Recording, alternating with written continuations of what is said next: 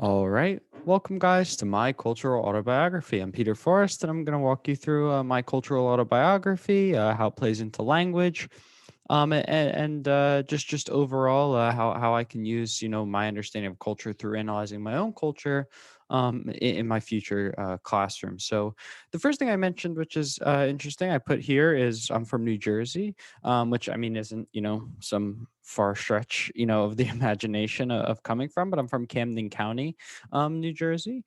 So this is Camden County right here in New Jersey, and it's right next to Philadelphia, which I think has a lot to do with my culture. And I mentioned location first because I think it's really important, especially for myself. I think a lot of families and a lot of people have a lot of traditions that they've been doing for a very long time, and there's kind of like cultural traditions and language traditions and all sorts of different things that come from that.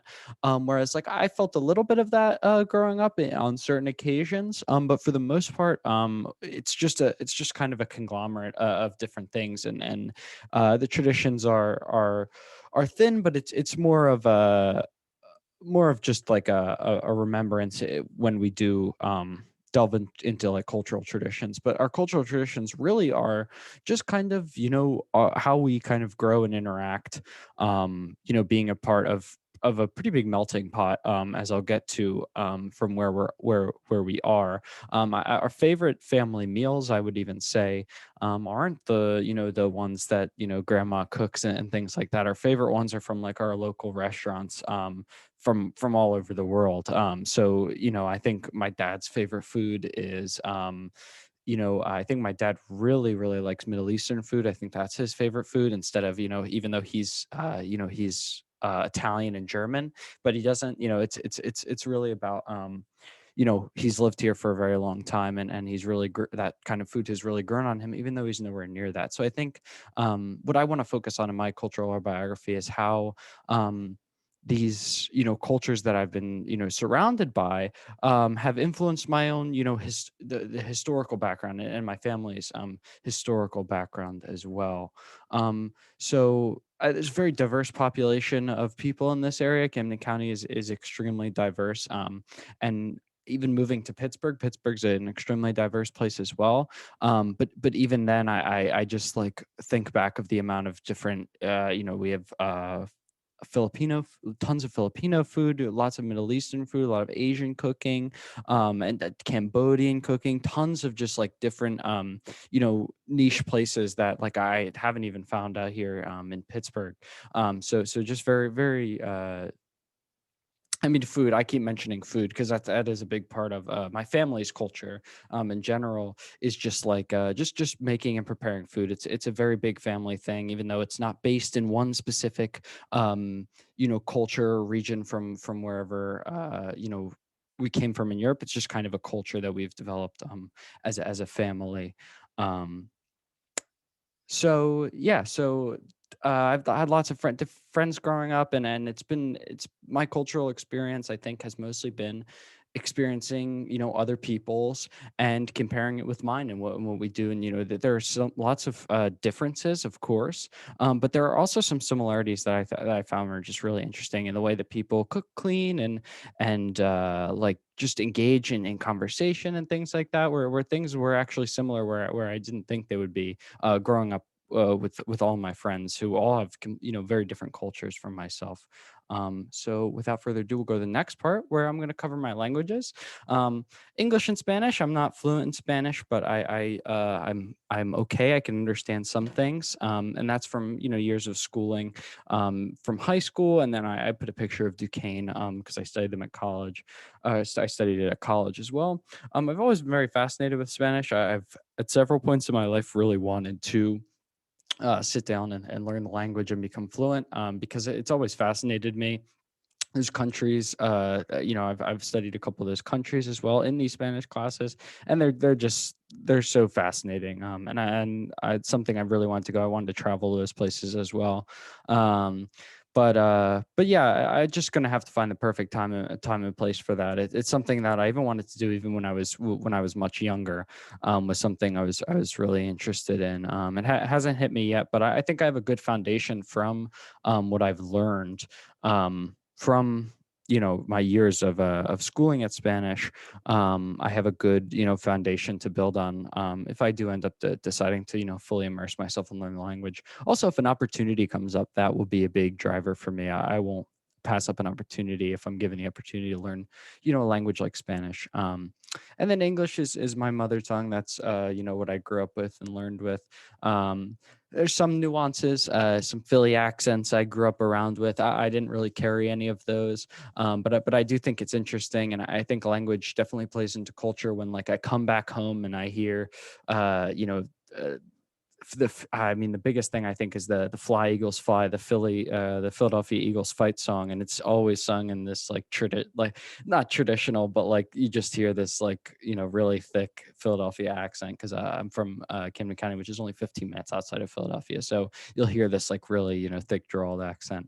Um, so I think the English I grew up around, it can be different at different spots, but I think overall I think growing up with so many different cultures around me, it's given a different perspective on English and how some people within the same language can speak something that sounds very different, and means different words that mean different things, and words that might not necessarily make sense to me but make sense to some of my friends or something like that. So I think my experience with language has made me a little bit more culturally aware, and also my experiences with Spanish and how like learning origins of certain words and how words were derived into and translated into the Spanish language based on something in Spanish culture. I think was something super interesting that I was learning because I have I'm not a I think it's entomology, something, the study of or entomology, I'm not sure, the study of words.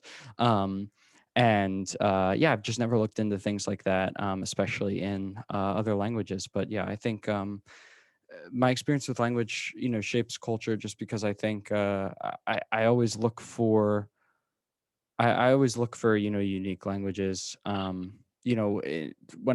When I'm out. I mean, that's the first thing you hear when one of the first impressions is first you're looking at the person, then you're listening, and if you hear another language, I think it's always interesting and unique. So, uh, yeah, and then so this is the culture I grew up in. So I just put this here just because just to show like that we're the fourth most diverse state in America, and I think even in my area, just because it's right outside of Philadelphia, it's extremely diverse. Just because there's a lot of people concentrated in there.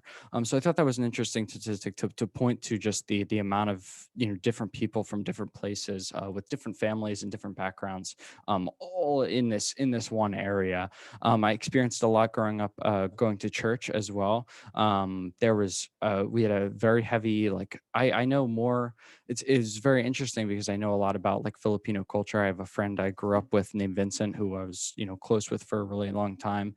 And I just know very little, ins and outs, little like odds and ends of things that like his family does in his house when I would stay over, either for dinner or just hanging out, and if our families would get together, like just little things that you'd learn, um, that way. And as well as I'd friends from everywhere. I had super Italian families that I'd hang out with, and you just kind of learn all these different things by knowing all these different kinds of people, and that's what I was talking about when I started this. Like, I'm going to get into a little bit of my background and something that I think sticks out to me. But I think for me, culture is really taking in other people's experience, and not taking it, but being able to really learn something from it, and be able to like when I see something. Oh.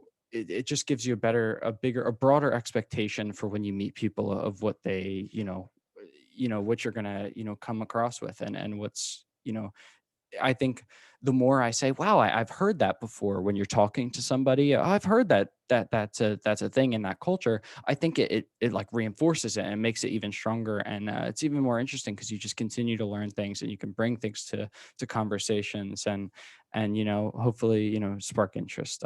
And so I think. I just wanted to highlight, that and that's one of I think the biggest thing I want to put into this my cultural autobiography was just the amount of cultures I've strive to experience, and and compare them to mine. So my background is nothing crazy. Again, I said we don't bring a lot of like super big traditions. We are mostly Irish with a tiny bit of Italian in my family, but we are mostly Irish from both my dad and my mom's side.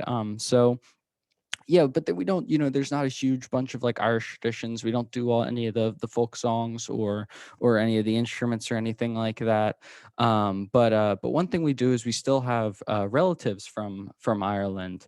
And they are still there doing the same thing that they were doing when a couple of them decided to move over to America, however many years ago, which is dairy farming. So that's a big thing. They produce the milk that goes into the cream for Bailey's Irish Cream. That's one of the places they distribute to. But I always think that's interesting. I get told some stories that my mom and dad actually went backpacking through Ireland and just met all of our many cousins and second cousins and in and around related people to our family, and got to stay with them and you know um, experience that. So that's something I've always wanted to do. We wanted to do it when we got older, me, my brother, and my sister. So hopefully that is a plan in the future, because that we've actually been talking about that for a long time. But again, nothing. We celebrate some major like Catholic holidays. But for the most part, there's no outstanding things that are a daily routine thing. Certain things have to be done a certain way. It's mostly my family and our contact with all the other cultures, and how we can interact and learn and just be more a little bit more intrigued, and learn a lot. So this is I put this here because this is kind of, I couldn't find an exact location, but this is sort of what the areas look like in the dairy farms. We are in this, I'm not sure where this is. I think this is Northern Ireland. But yeah, it's a lot of this is where the dairy farms are, um that my family owns. So it's rolling hills and things like that. So I just want to get this as a demonstration. This is like basically what my parents were backpacking through, which is pretty remote, and but it's very very interesting. Yeah, so I just wanted to put this here. I thought this was a cool feature, so I was able to show you like a little, I guess, piece of like sort of land that goes along with my culture. Again, this is not the exact location, but this is in and around the area. And then finally, I wanted to do some takeaways as a teacher. So I kind of want to continue what my family has already started. I've mentioned and harped on a little bit, but I think that the culture for me is a lot more of me learning from other people who have very unique ways of doing things, very specific way of doing things. Whereas, my family, I mean, I guess as a culture, it is, free flowing and making different types of food every night from different places all over, and chatting in different ways, and having just a different schedule, not being very too sticky with everything. um I think it's taking that into consideration as a teacher, and just continuing to learn from students, and adjusting the ways of doing things, especially coming in contact of um come in contact with other teachers who are from different cultures, and maybe grew up in other places where teaching was done a little bit differently.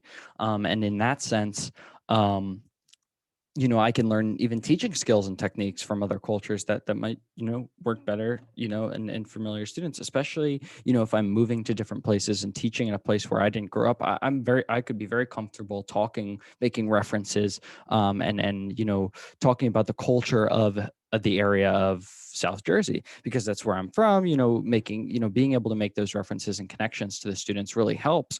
But if I'm in a place that's totally foreign, really talking to the people around them helps, the teachers, the faculty, and even living there for a time, I can gain a lot of experience, knowing, gain a lot of experience knowing about that area and about that culture, because I think culture and location, can go hand in hand. And I think it's just so important to be that kind of malleable teacher that is able to take in information and be able to use it. As well as my students. I mean, I have an intrigue for learning about different cultures, as well as sharing my own. Like I really like learning. I think that's more of my set on culture is learning about other cultures.